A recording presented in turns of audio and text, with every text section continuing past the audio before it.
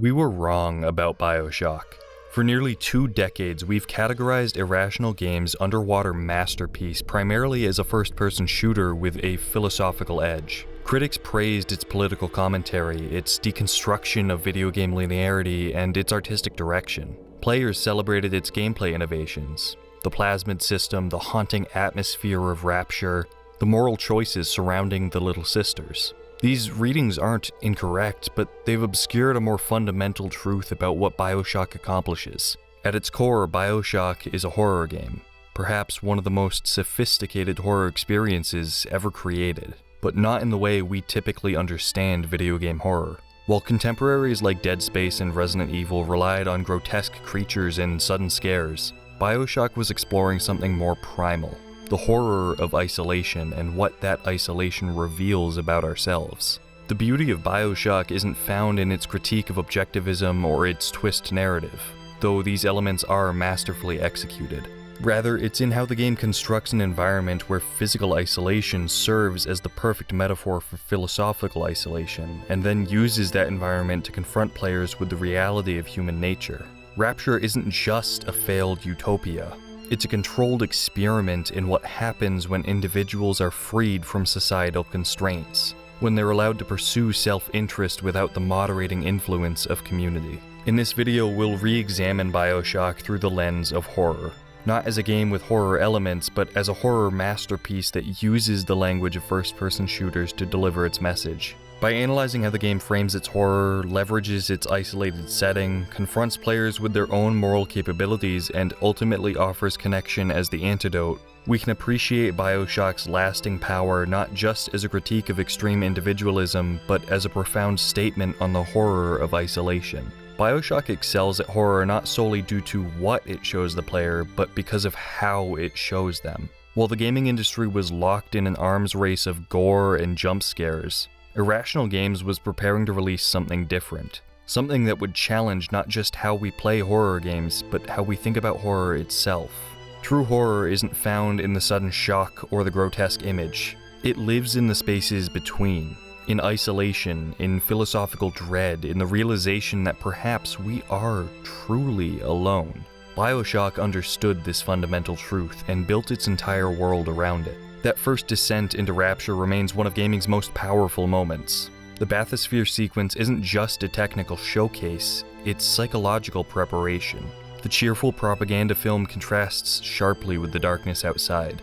Every passing moment strips away another connection to the surface world, until all that remains is the crushing weight of the ocean and the promise of Andrew Ryan's impossible city. This methodical introduction serves in building dread rather than shock. As the bathysphere descends deeper, the player experiences a physical manifestation of their psychological journey, a severance from the known world. The contrast is deliberate and unsettling. The promotional film's optimism collides directly with the oppressive darkness visible through the viewport, and this juxtaposition establishes the game's central conceit, the gap between idealistic vision and brutal reality. BioShock's horror transcends conventional genre boundaries by merging environmental, philosophical, and existential dread. The game's audio design also deserves particular attention here. Distant wails, dripping water, creaking metal, and distorted music create a truly otherworldly soundscape. Every hiss of steam or groan of the structure reminds players that Rapture itself is a failing organism, slowly being reclaimed by the sea. Even in moments of silence, the constant pressure of the ocean creates a claustrophobic backdrop that can never be escaped. The initial encounter with a splicer attacking the bathysphere establishes yet another crucial element of the game's horror framework, the transformation of the human into something else. These are not zombies or traditional monsters, but former humans, who willingly pursued genetic self-modification until they lost their humanity. Their distorted voices, alternating between lucidity and madness, displays a horrifying awareness of their own degradation. This is body horror, but now with a conscience, where the monsters remember fragments of their humanity. By the time players witness the very first utterance of the iconic phrase, "Would you kindly pick up that wrench?" they're already primed to understand BioShock's central horror premise. Isolation breeds monstrosity. Ryan's philosophy, which initially sounds like a celebration of individual achievement, reveals itself as the ideological foundation for a nightmare, a place where unchecked individual pursuits led to collective catastrophe. But instead of isolation, let's take a quick break to talk about something that actually helps bring people together: sharing a delicious meal. This video is sponsored by HelloFresh, America's #1 meal kit. While exploring the depths of Rapture can be psychologically draining, cooking dinner doesn't have to be. HelloFresh has been my antidote to the isolation during those long nights of gaming and video production. There's something genuinely comforting about unpacking a HelloFresh box. With all its colorful, fresh ingredients, especially after hours spent in BioShock's underwater world. They say breakfast is the most important meal of the day, and HelloFresh agrees. In fact, they're giving all subscribers free breakfast for life. That means you'll enjoy a totally free breakfast item with every single HelloFresh delivery. Now that is important. With busy days ahead, we're all craving wholesome meals that can save us time and money. HelloFresh has something for everyone. Each box is fully customizable to fit your preferences and includes pre-portioned ingredients, so you only pay for what you need. Don't let recipe boredom keep you from reaching your goals. Give HelloFresh a try and choose from 30+ calorie-smart and protein-smart recipes each week. Packed with fresh ingredients, everything arrives pre-portioned and right at your doorstep for less hassle and more flavor. And when you try HelloFresh, you'll get free breakfast for life. Start your day right with one free breakfast item per box while your subscription is active. Click the link in the description or use my code and get 10 free meals, plus free breakfast for life. One breakfast item per box while subscription is active if you're in the US. Outside the US, the local discount will apply. You can also scan the QR code on screen right now. Your support by using my link or QR code helps me continue creating these videos. Now, back to BioShock. BioShock is an entirely competent horror game on a mechanical level and could easily stand on its own 2 feet regardless of the setting. There are limited resources, forcing you to take each shot with some level of care. The enemy designs range from malformed splicers who glide across walls and ceilings as easily as they sprint across the splintered floorboards towards you, all the way to hulking brutes encased in diving suits with their only signs of life being the glow behind their eyes and the sound of their footsteps echoing down otherwise empty halls. You have a multitude of weapons, you have limited ammo, and you have unique enemy design. The game's mechanical core resembles enough other functional and successful horror titles that BioShock could have been any other game in any other location, and still probably would have received some level of accolades. But through the use of setting, isolating not just the player in individual areas, but also the story as a whole, being confined deep under the sea, it elevates the fear and anxiety to new levels. The importance of Rapture as a setting cannot be overstated. While many horror games create artificial barriers to justify their linearity, BioShock's underwater city provides a naturally enclosed environment where the boundaries are as logical as they are terrifying. The ocean isn't merely a wall, it's an active, threatening presence that constantly reminds players of their precarious existence. Every cracked window or leaking ceiling signals potential catastrophe. The crushing depths aren't just keeping you in, they're trying to get in. This environmental isolation is reinforced through level design that fragments Rapture into distinct districts, each telling its own story of collapse.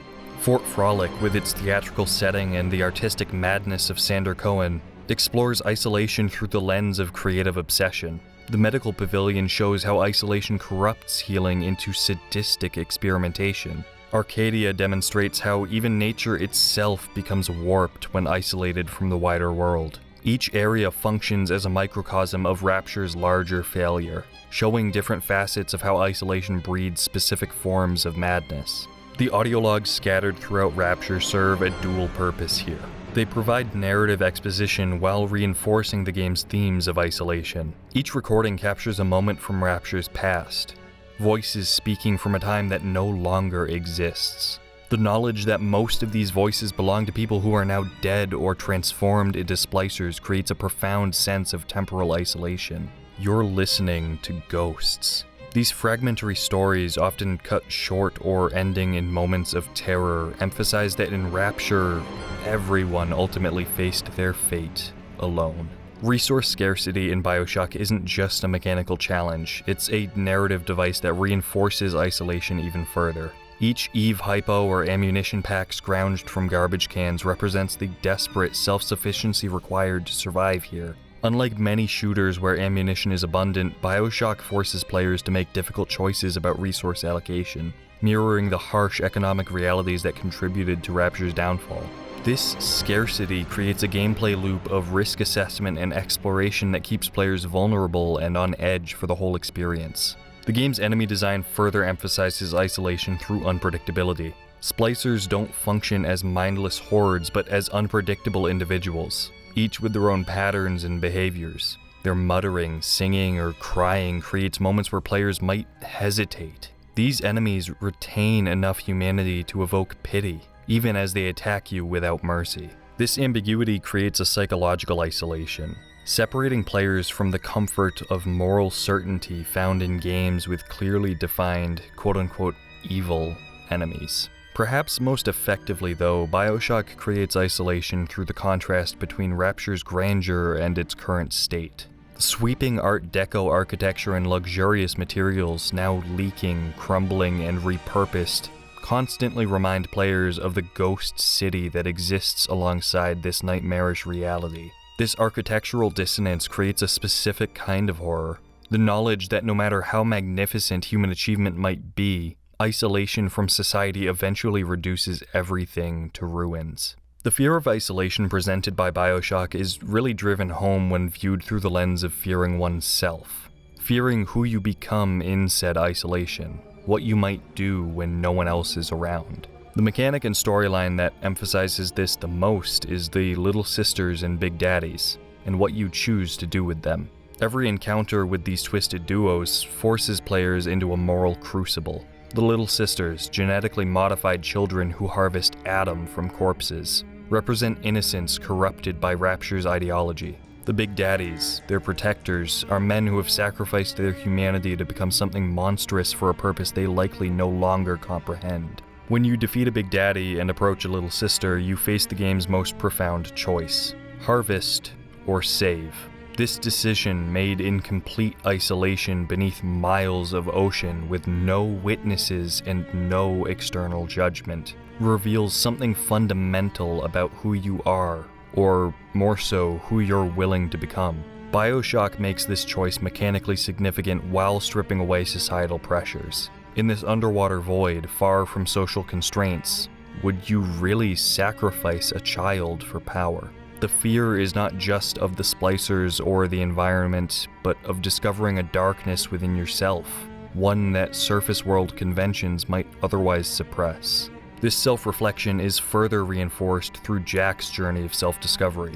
As the player progresses, the realization that Jack, the main character, has been controlled through the "would you kindly" trigger phrase adds another layer to this fear of self. The horror comes from the slow understanding that your perceived agency has been an illusion this entire time, that even in isolation you were never truly making your own choices. When Jack is finally met face to face with the phrase, "a man chooses, a slave obeys," the game confronts players with the terrifying possibility that free will itself may be a comforting fiction. It's in the ending of BioShock that we see its thesis statement, that true fear stems from isolation, come to fruition. Not just in any of the multiple endings though, specifically the best ending you can achieve. The one where you saved all of the little sisters throughout the game. This ending presents the antithesis to the isolation that permeates the game: community, connection, and legacy. The little sisters you've saved grow up, live full lives, and eventually surround you on your deathbed. Your hand now held by many others as you pass away. It creates a perfect visual metaphor that directly counters the isolation experienced throughout the game. You die not alone in the depths of a failed utopia, but surrounded by the lives you chose to preserve. This conclusion brilliantly inverts the horror of BioShock. If isolation breeds monstrosity, as seen in Ryan's hubris, Fontaine's ruthlessness, and the Splicer's degradation, then connection offers redemption. The Little Sisters represent not just moral choices in the game itself, but lifelines to humanity. By saving them, you reject the individualistic philosophy that doomed Rapture in the first place. The contrast between this ending and the Harvest ending, where Jack becomes a power-hungry tyrant who eventually conquers the surface with an army of splicers, could not be starker. One path leads further into isolation and monstrosity, and the other reconnects with humanity's collaborative nature. The game suggests that our greatest fear shouldn't be external threats, but the isolation that turns us into monsters. Salvation comes not through power gained in isolation, but through sacrifices made for others. We were wrong about BioShock. For many years, people characterized it primarily as a first-person shooter with philosophical window dressing, or a political critique of objectivism. While these readings have merit, they miss the game's fundamental nature as a title that shows isolation as the true source of terror. BioShock's underwater city isn't just a novel setting. It's a psychological crucible that strips away societal constraints and forces players to confront who they truly are. The game's memorable moments, the bathysphere descent, the first encounter with a Big Daddy and Little Sister, the Would You Kindly revelation, all share a common thread. They deepen the player's sense of isolation while questioning the nature of choice and identity. What makes BioShock endure isn't just its art direction or its tight gameplay loop, but how it uses these elements to create an experience that is horrifying on a deeper level than mere shock or gore. It understands that true horror comes from confronting oneself in isolation, from questioning one's own capacity for monstrosity when freed from societal constraints. The game's final statement, that salvation comes through connection rather than isolation, offers a profound counterpoint to the philosophies that birthed Rapture in the first place. In this light, BioShock isn't just a critique of objectivism, but a meditation on the human condition itself. We are at our most terrifying when we are isolated, and at our most human when connected.